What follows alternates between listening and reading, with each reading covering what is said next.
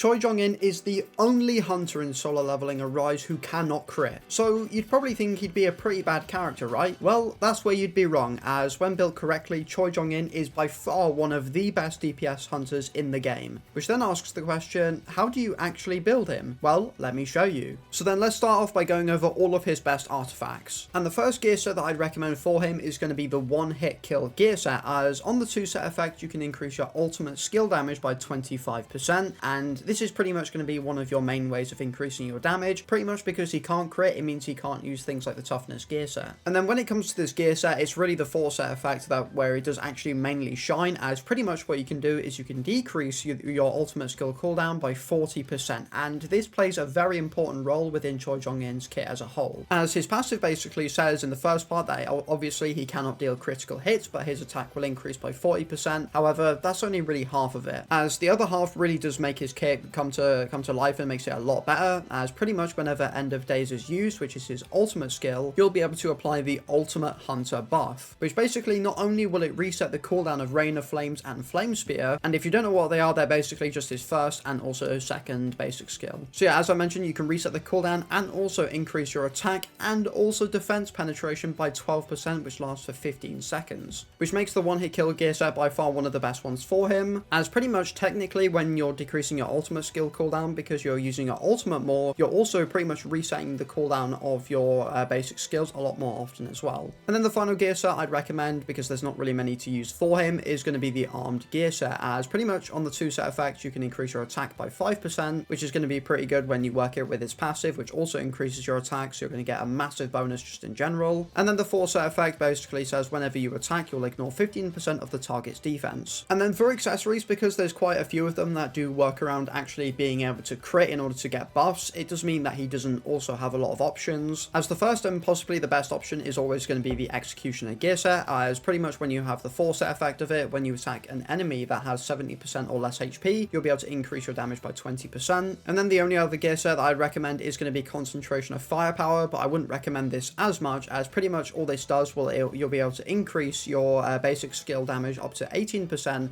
and reduce their cooldowns by 18% as well. However, it does then also come with the drawback of increasing your skill mana point consumption by 20%. And the only reason I'd probably recommend the Executioner gear set over this one is pretty much if you're going to run the one-hit kill gear set to get your ultimate a lot, then you're not really going to be utilizing the basic skill cooldown reduction as much as you could have, mainly just because if you're spamming your ultimate, you're also going to be resetting just the cooldowns of your skills in general, so you're not really going to be able to benefit from this too much, at least in my opinion, which for me does make the Executioner gear set the best one to go for. And then if you're really struggling for something, you could go for the Berserker gear set and force yourself to take a little bit of damage, as pretty much whenever you're at 70% or less HP, you'll be able to increase the damage you deal by 30%. So then let's talk about all of his best main and substats for all of these gear pieces. And starting off with the main stats, and for the helmet, you're going to want additional attack or attack percent, as he is an attack-based scaler. Then as always, the body armor and also the gloves will always give you defense and also attack. And then for the boots, you only really have a choice of one stat, and that is going to be defense penetration, as that is the only stat he can actually benefit from that you can actually get on the main stat for boots. And then the necklace will always be additional HP. And then for the bracelet, you'll always want to go for fire damage percent, as he is of the fire elements. And then just like the helmet, the rings are basically going to be very similar, as you'll want attack percent or just flat additional attack as well. And then finally, the earrings will always give you additional mana points. And then finally for substats, you'll want the substats on all of your main artifacts, as well as also your accessories, which are being attack percent as well as additional attack, as well as also things like defense penetration, damage increase, and also things like mana point cost reduction. So yeah, those are pretty much the only stats that do benefit CHOI JONG-IN, as obviously he doesn't benefit from critting, so things like attack percent, attack, defense pen, those are going to be the top 3 most important ones, which in my opinion does make CHOI JONG-IN a pretty easy to build character, as you don't really need to worry about crit stats. And then also because CHOI JONG-IN is a bit of a unique character in the game, it does mean he doesn't really have too many weapon options, but of course with him being an SSR hunter, his equivalent exchange, which is his exclusive weapon, will always be his best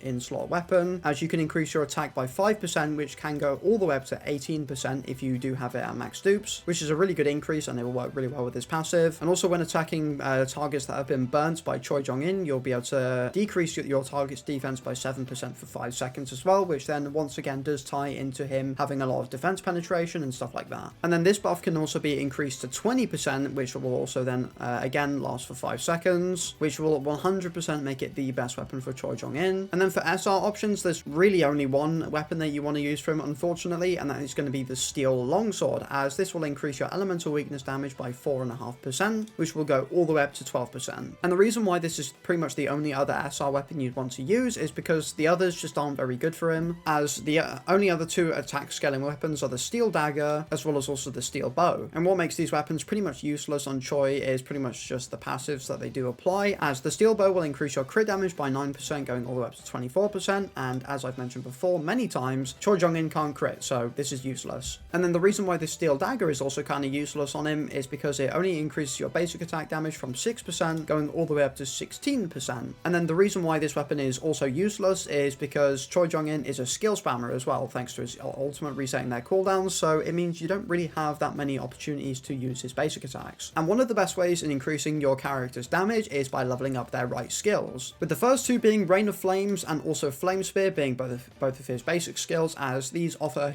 a huge amount of damage, going from 1,500% of his attack all the way to 2,300, which is a huge increase in damage. And these both have a 15-second cooldown as well as a 200 mana point consumption. And then also his ultimate skill, End of Days, is going to be one of your next best things to level up, as this also has a massive amount of damage as well as just a huge amount of AoE damage just in general, and does apply the airborne effects. And then the final skill I'd probably recommend you level up is going to be his QTE skill, which is Celestial Fire Dragon, and this is genuinely my favorite QTE skill in the game, as it does not only offer a huge amount of damage, but it also does offer things like burns as well as also defense decreases, which is amazing because you can just bring him in, get a ton of defense decreases, a DOT, and just a huge amount of damage afterwards, which makes this QTE skill probably my favorite one in the game. So then moving on, we have all of Choi Jong-in's best teams and synergies. So then let's start off with all of his best synergies, and I do think some of the characters that do synergize with him amazingly are going to be characters like Park Hee-jin as well as also Emma Lauren. As something that Park Hee-jin does amazingly well is when you have her third dupe, as pretty much whenever she uses Airball, Wind Shear, Air Cutter, or Wind Vortex, which is just a bunch of her different skills, you can fill your whole party's power gauge by 10%, which is going to allow Choi to get his ultimate a lot faster. And the reason why Emma is also amazing is because she also has a really high amount of AoE damage through her basic skill Burner, as well as her ultimate skill Burning Pride. And then also finally, the heat emission buff that she does apply to all team members as well is also amazing because it increases defense penetration and also fire damage as well, which makes her an amazing character for pretty much